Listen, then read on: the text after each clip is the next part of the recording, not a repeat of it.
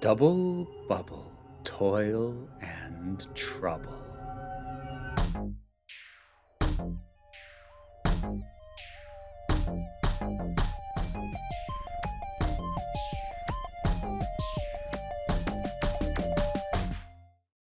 Yeah, it's that time of year, and wanted to do something seasonal. Except I didn't have a notion that really seemed to fit it too well. But then I looked over the stuff that I've been commissioned to review, and something jumped out at me like, oh, that's seasonally appropriate. And I was commissioned to review that entire season of television, so that probably deserves a little bit more dissection than I sometimes end up doing with the commission reviews, which are usually over on the break room of Geeks, unscripted ramblings. Here, there's enough to talk about that it deserves a little bit more time.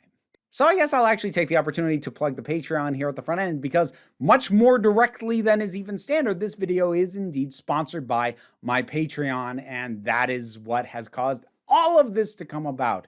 Link down in the description if you wish to support me there. I couldn't do it without that help. So let's talk about American Horror Story. Now, this is a show that I have seen, well, parts of it. I watched the first 5 seasons of American Horror Story, and my opinions of it are kind of mixed. And I think, even fans of the show, it's a little bit variable from season to season. I saw Murder House, Asylum, Coven, Freak Show, and Hotel. Now, the show has continued on since then and is actually still on, I do believe. I tried to get back into it. Basically, I just had enough things go on in my life that I kind of fell off it as it was airing. Tried to go back to it. I just wasn't getting into the headspace as well, and I kind of left it at that. But here's something that I find interesting when talking about American Horror Story. If you ask someone who has seen multiple seasons, whether they've seen all of them or only a chunk of them like I have, if you ask them what is their favorite season of the show, that often says more about their taste than it does about the show itself. So, for instance, I know a number of people who feel that Murder House, the first one, is the best. Those are also people who gravitate towards ghost and haunted house stories just as a general preference when it comes to horror. My favorite of the ones I've seen is Asylum, because if you're going to try and genuinely unnerve me, messing with my perception of reality, yeah, that hits me a lot harder than ghosts or monsters does. That's a good way to genuinely unsettle me. And I also tend to think that messing with perceptions is a good way to sort of get an audience to roll with some of the more out there stuff any given season of the show has a tendency to do. But whatever your preference for horror, there's probably something in one of these seasons that is going to cater to it in a slightly overblown, arguably at times a little bit campy way that is just the overall tone of the thing. But in terms of just the specifics, there's probably something here for you. So it's with some frustration that my commission was for Coven, which of the seasons that I have seen is the one I liked the least. I'm not even sure it's the weakest. That might have been Hotel, although Hotel was more uneven than weak across the board.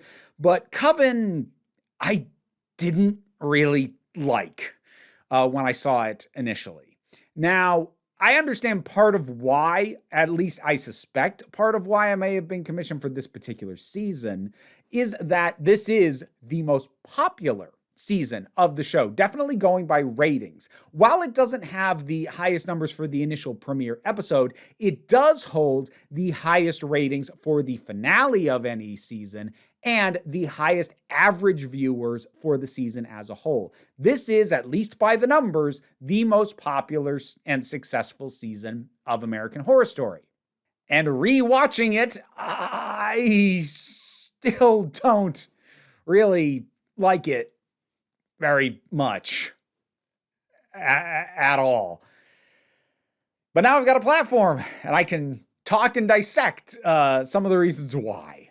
I suppose the first thing I should clarify, if there's one thing that I do not take issue with, and actually this is true of all the seasons of the show that I have seen, the issue is not the actors. It's not the performances. Actually, a lot of these performers are really good. And this season in particular introduces a number of people who would make later appearances, and they're great additions to the cast. Kathy Bates being one, Angela Bassett being another, also Gabourey Sidibe as Queenie. These are good, strong additions from good actors, and the returning actors who had been in other seasons prior, like Jessica Lange, like Lily Robb, like Sarah Paulson, Dennis O'Hare. They all do good work with the characters that they're given. Everyone is pretty well suited for what they have been asked to do.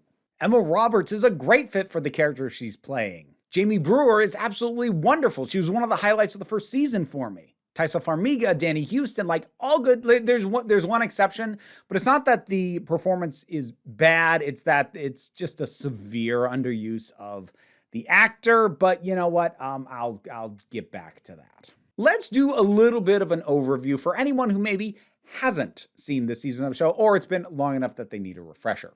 Coven is set in New Orleans, which is a pretty good place to set anything that is witchcraft or magic based. The area has a very strong history with that kind of stuff, particularly when it comes to various voodoo practices, although that doesn't ultimately end up being a good thing in the hands of this show. But again, I'll come back to that. But there's some really interesting real-life history that is available and made use of.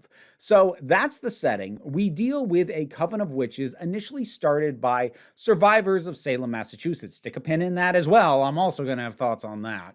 But it deals with this school that is meant to find young women with magical abilities who are young burgeoning witches and basically serve as Charles Xavier's home for gifted youngsters for witches. But the coven is not in great shape. Part of that has to do with its leader. That's Fiona, played by Jessica Lange, who is so good. Like she's every season of this show that she's in, she's great. But she's real good here. Fiona is what is known as the Supreme. That is a witch who has shown the most talent and able to do this very specific combination of abilities that proves that she is the center of the power.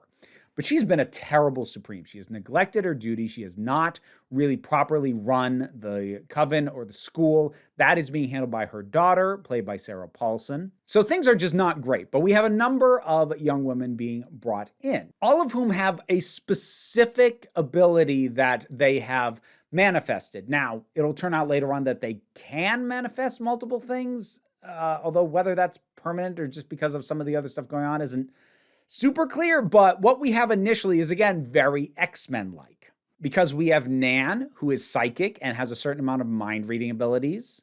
There's Madison Montgomery, who's telekinetic. There's Zoe, who is kind of termed a Black Widow. Basically, if she has sex with someone, it will kill that other person. And then there's Queenie, who is a quote-unquote living voodoo doll. Basically, if she is focusing her power and concentrating, anything that happens to her body will be inflicted upon somebody else. So that's who we start with as we get a sense of how they feel about each other, how well they're getting along, the state of the coven. But quite a few other things are going to end up coming into play. And I'm not going to do a beat-for-beat plot breakdown. But basically, as it progresses, other characters get factored into proceedings, and the main thrust of it is largely around who is going to be the next Supreme. Because the reason Fiona is around again is because she is starting to, well, honestly, she's got cancer and she's just aging and dying. But from her perspective, if that's happening to her, it means a new Supreme is rising, and that's why she is fading. So one of these girls, in theory, is going to be the next Supreme. Which brings me to the first kind of major hiccup of this, which is episode by episode, a lot of what is being dealt with in the immediate narrative has little to nothing to do with who may or may not be the next Supreme. That is an idea that is continuously referenced and brought up, but not a lot of actual narrative weight is given to it, and exactly how much many of these characters even really care about it, even though they're talking about it, doesn't feel like it's actually super committed to that idea, but it is going to be the through line, and it's ultimately going to be what the whole thing is building towards and the note it's going to end on. But it really does feel like just an excuse for connective tissue, because they wanted there to be an overall point, but it just never feels like a particularly strong issue for basically anybody other than Fiona. And even Fiona gets deeply distracted with how she ends up tying in some of the other characters we get introduced to. Now, this is actually a good place for me to pause and segue into some of the real-life figures referenced or who appear in this series. And that will also allow me to take some of the pins out, some of the stuff that I said I would deal with later.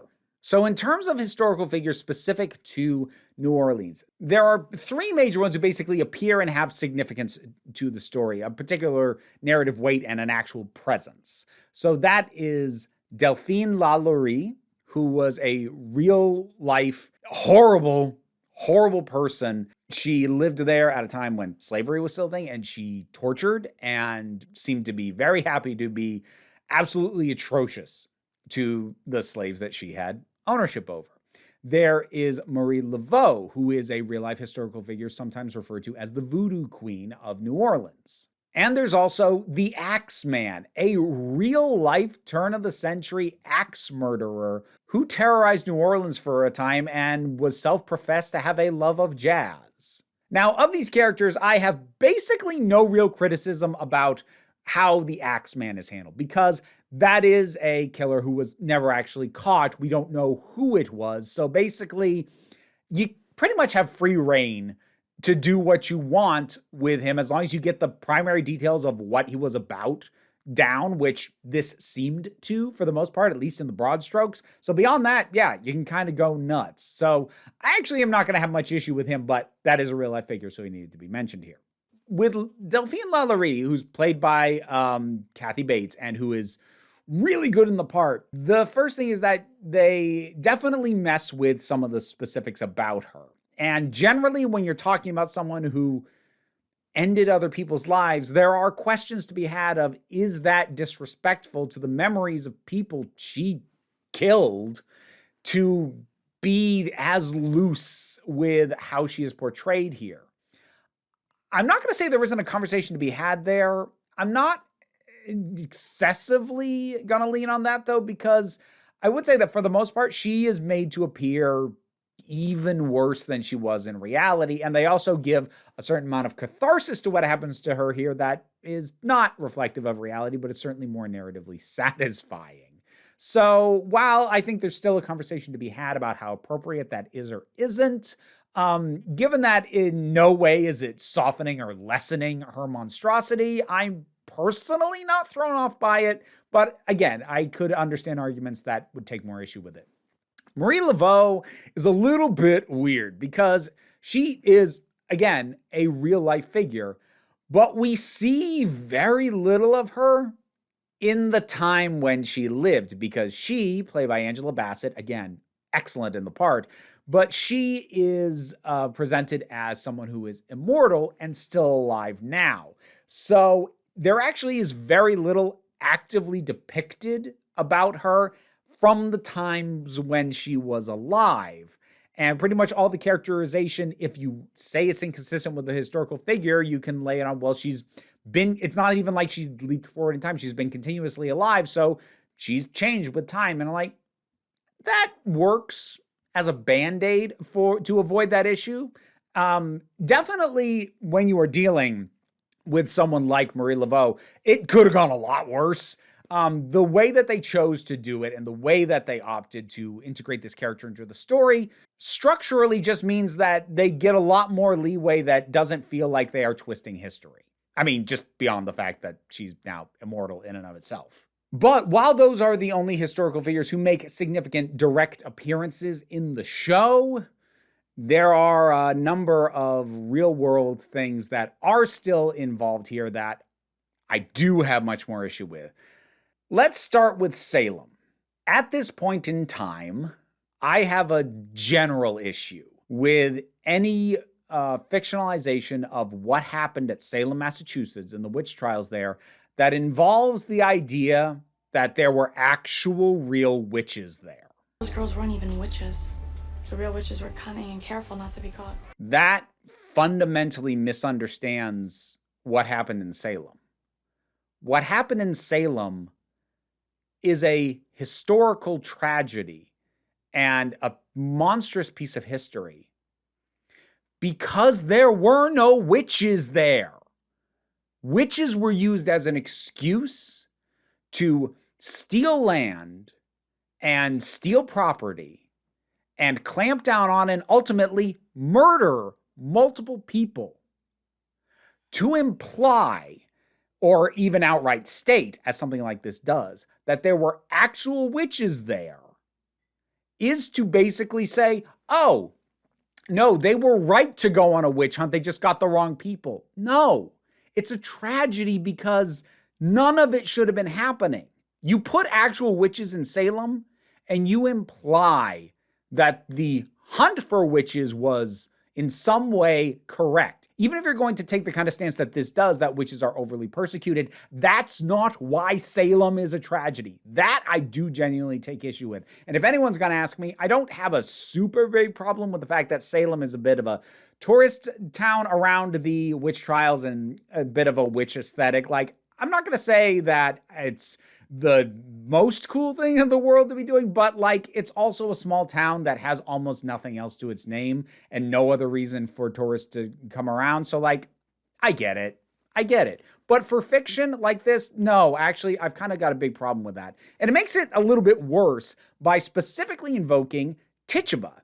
Now, Tituba was the servant of the Reverend Paris in Salem, who was one of the first to confess to witchcraft. Now, within the context of American Horror Story Coven, Queenie is a descendant of Tituba. So they are pulling in her very specifically. And that is actually even a little bit worse because while, yes, Tituba did confess to witchcraft, there is evidence, including later documentation from people who talked to Tituba herself while she was still alive, that that confession was beaten out of her. So to say that someone who confessed falsely to something after being beaten was actually the thing they confessed to, that's gross. That's actually really gross. But then also, like, okay, I'm lumping this in with the quote unquote real world stuff, but we need to talk about religion for a hot second. And I'm not trying to get in debate of whether religions are real or beliefs are, factually accurate, but like the practices of certain religions are real practices that go on.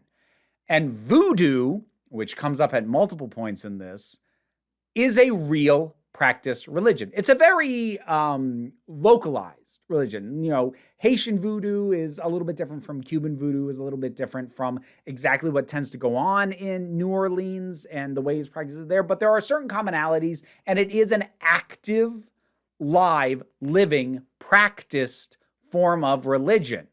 So if you're going to depict voodoo, you're gonna have to kind of be careful about it, especially if you're doing it in the context of a bunch of other real world history stuff you're bringing in. You kind of owe it a little bit of respect, especially when, again, part of your narrative is this idea that witches are over persecuted. You have an entire side plot with witch hunters dealing with that concept. So like, if that's what you're doing, you kind of owe it to be at least vaguely accurate. Now, how accurate Coven is or isn't to the specifics of any of the practice of voodoo, I'm actually not in a position to say. I don't know voodoo well enough, and I'm certainly not a practitioner of it myself and never have been. And even if I tried to do the research, there's a very good chance I could get something wrong. However, based off something I was able to confirm, yeah, I don't trust that they got any of this right or respectful. Because the thing that is not up for debate, that they screwed up, is that there is a character who appears. And this is someone that Marie Laveau supposedly cut a deal with. It's why she's immortal. Now, this is a character who is identified and named as Papa Legba. You're Papa Legba. Papa Legba is a real-life figure in voodoo practices and the voodoo religion. The problem here is that what is depicted on screen is visually coded and very reminiscent of Baron Samedi, a completely different figure from voodoo religion. They basically took one voodoo figure and made him look like a completely different one, but called him this one. That does not bode well for any of this, any of the voodoo stuff, as being anything other than an absolute disaster, because that That should be basic. If you're going to name a character in your show after a real religious figure, but make them look like a completely different one, that just shows a level of disrespect. Like, all right, I'm going to make a comparison that isn't ideal because I'm going to do a Christian comparison just so people can like get the sense a little bit better. Now, Christianity, it doesn't map on quite as well because there's only one actual deity in Christianity, or, you know, the Trinity if you want to argue it, but that's a whole other thing. My point is that imagine if you watched a movie or a show that decided to depict as part of its narrative the Last Supper and crucifixion and final days of Jesus Christ. And imagine that you had somebody whose role in the story, everything about how he behaves, says, the actions he takes, it all, like, that's Judas. That's Judas Iscariot. And like he does all the things Judas does, all that he's known for in those stories, in that religion, in those beliefs. But he was called Pontius Pilate. And not like in a way that's like, ooh, we're doing a twist on it. Like, no, they just called someone the completely wrong name. Like, that's not who that was. That would show a pretty high level of disrespect.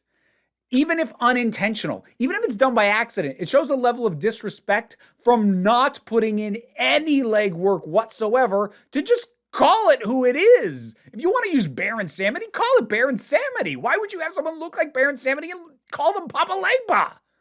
That's just callous at best. That is deeply, deeply callous. And that is a lack of respect to an active practiced religion. Unfortunately, as much as that stuff bothered me, actually way more than it did on my first time watching this some years ago, because I did do a full rewatch of this thing. While that bothered me a lot more now, all of the old stuff that I remember bothering me does also still bother me. What does that include? Well, I mentioned for all the actors that I praised, there is one actor who, if you know American Horror Story, you probably would have notice that he is conspicuous by his absence in terms of those who I named. This thing really does not utilize Evan Peters very well at all. Evan Peters has been one of the highlights and joys of this franchise. He's kind of how I discovered him as an actor. And he has always been good. He's not even bad in this, where he plays Kyle, who is effectively a magically raised Frankenstein kind of thing. But it gives him almost nothing to do. Following his initial introduction and then death and then resurrection, stick a pin in the resurrections, we're going to come back to those too. He then just kind of mopes around. He barely says anything. And like, Peters is doing about as much as any actor is going to be able to do with the part. But unfortunately, after about the halfway mark, it's almost nothing. There's a little bit of stuff that like definitely has some, let's go with some narrative weight. It's also deeply uncomfortable. And I think there's conversations to be had as whether or not it was an appropriate storyline in the first place. But there is definitely some stuff in regards to Kyle and Kyle's mother that like, well, there's a story there for sure. But once that's wrapped up, he's just kind of around. I honestly kept forgetting he existed until he would show up in a scene and be like, oh, yeah, right. And they like try and make him an object of affection for both Zoe and Madison, but those two already hated each other for other reasons. So it's not like that is stoking a division between them. They already didn't like each other. It's just such a waste of one of the best recurring acting talents that this show has. And honestly, as much as I said that Kathy Bates is really good as Delphine LaLaurie, because Kathy Bates is just really good in everything, she's also kind of wasted by the time it's done. The initial introduction of Delphine LaLaurie is, again, appropriately horrific. Interesting when you realize that she was basically cursed with immortality, initially buried underground and left there for a long dang time, and now alive, but very much, out of place in the world.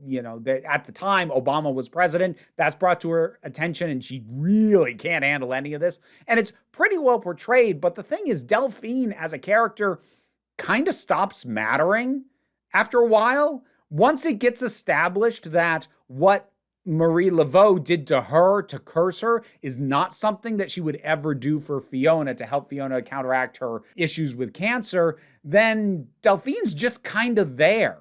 and also has very little to do. And they try and like build up by giving her additional flashback stuff even late into the show. But all it is reiterating all this stuff that we already knew about her. It's just more specific instances of how horrible she was and all that had already been established. She got introduced really well, but the story had no use for her by the halfway mark. And again, she's just kind of there. What a waste. Honestly, I feel like this is too many episodes. It's 13 episodes long, and I'm kind of thinking back to some of the criticism that I had to the Marvel Netflix, which is if you lop 3 episodes on this, and so it's not reiterating stuff or stretching stuff for as long or spinning its wheels or literally recycling characters, trying to give you a shock value of their death and then suddenly they're back, which that'll segue us right into the resurrections, because holy crap. Now, when I actually went through, there's a pretty high number of characters who do in fact die and stay dead. Kyle's mom, Nan, Luke, Joan, Hank, actually the entire council of witch hunters, whole bunch of jackass frat bros. Like, just overall, the thing is not without a body count. However, let's talk real quick about how meaningless death is in this show. And yet they continue to bank on it like it should matter every time they keep killing these people over and over again. First of all, we've already got 2 functionally immortal characters in the form of Marie Laveau and Delphine Lalaurie. There's already a question as to how much does death matter, because we've established that immortality is a thing. But beyond that, we then have the character of Misty Day, who gets introduced basically on the basis of resurrection is her entire skill set. But even beyond her being around, we have multiple characters later on start to show that they can also resurrect people. So let's go down the list of characters who died, quote unquote, but didn't really. Now, the first big one is Kyle, who dies, gets sewn back together, and resurrected. We have the character of Myrtle Snow, burned at the stake and later resurrected. Misty arguably comes back twice. Once definitely for sure resurrected. A second time left for dead in a situation we're supposed to think she's going to die, but recovers from that. Madison, killed and resurrected. Spaulding died, not resurrected, but sticks around as a ghost who's about as tangible and influential as the character was when he was alive. Similarly, the Axeman dies, is technically a ghost, but he's around and he's interacting with stuff, and for all intents and purposes, he's alive again. Random homeless guy that gets killed who Zoe resurrects. And then after all this, the show has the audacity to kill Zoe in the final episode, bring her back within the same episode, and give us a fake out death for Fiona. And even though that one's technically not a resurrection, like, why would anyone place any value on any character's death at that point? Even the ones who stay dead, you're just numb to it by this point because nearly all the main characters have died and come back.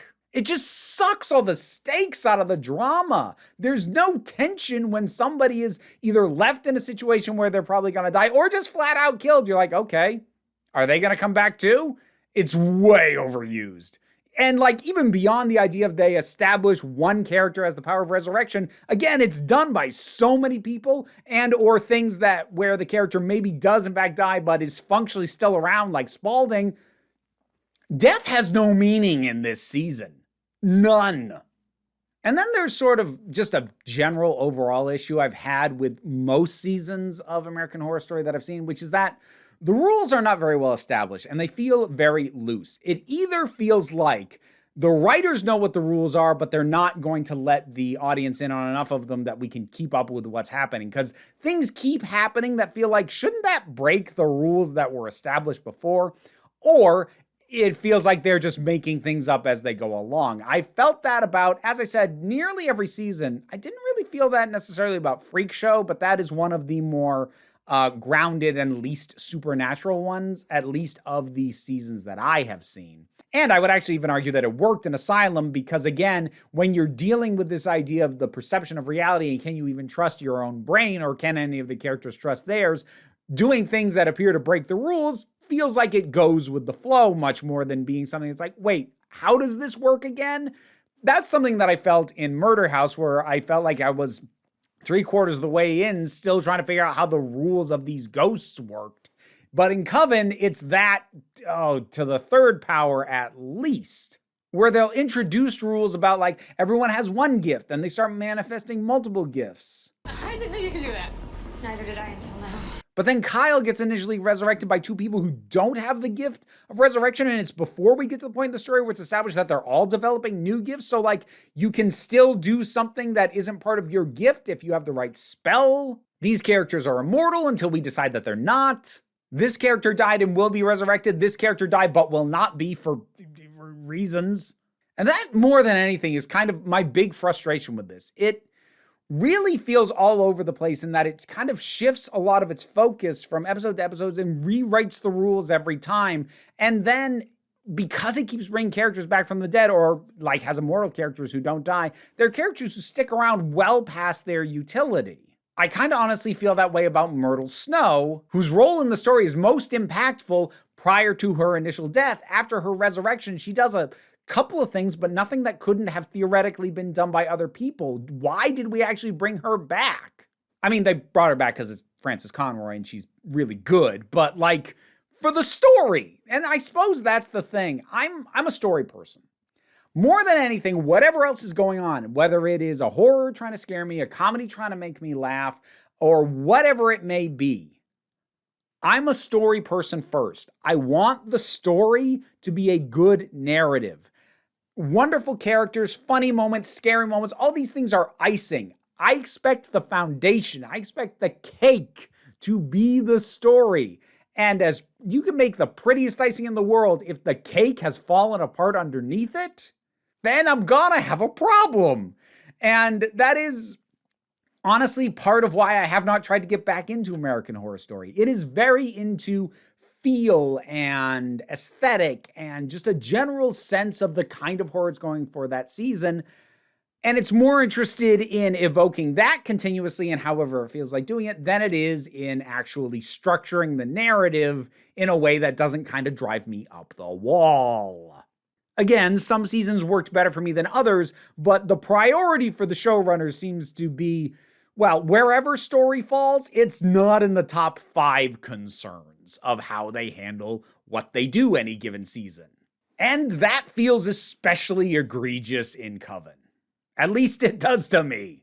And then there's a bunch of smaller stuff, positive and negative. I appreciate that they never had Delphine Lalaurie like get over or start to really come back from her fundamentally racist views. This is not someone who ever should have been redeemed, and they didn't. Even as she softens slightly in certain ways, they make it clear multiple times over, like, oh, no, this does not make anything about her okay.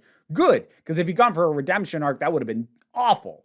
100 years from now, when they dig me up again, the natural order will be restored. I also appreciate the fact that despite Madison being a very sexualized character, it's always made clear that she is doing that by choice, and the one time when it is done against her will, that is made incredibly clear that she in no way brought this on herself and did not deserve it. As I said, lots of strong performances from most of the core cast. But then there's also some things that I'm not going to dwell on, but there's some things that are just, frankly, gross.